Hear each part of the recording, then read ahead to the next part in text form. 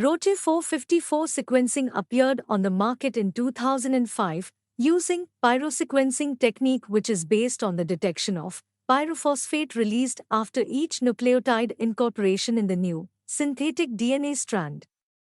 The pyrosequencing technique is a sequencing by synthesis approach. DNA samples are randomly fragmented and each fragment is attached to a bead whose surface carries primers that have oligonucleotides complementary to the DNA fragments, so each bead is associated with a single fragment.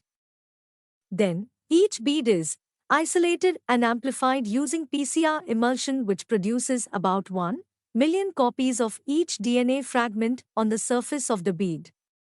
The beads are then transferred to a plate containing many wells called picotiter plate (PTP), and the pyrosequencing technique is applied, which consists in activating of a series of downstream reactions, producing light at each incorporation of nucleotide. By detecting the light emission after each incorporation of nucleotide, the sequence of the DNA fragment is deduced. The use of the picotiter plate allows hundreds of thousands of reactions occur in parallel, considerably increasing sequencing throughput.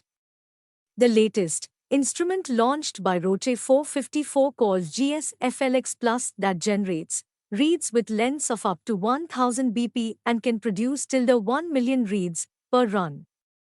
The Roche 454 is able to generate relatively long reads which are easier to map to a reference genome. The main errors detected of sequencing are insertions and deletions due to the presence of homopolymer regions. Indeed, the identification of the size of homopolymers should be determined by the intensity of the light emitted by pyrosequencing.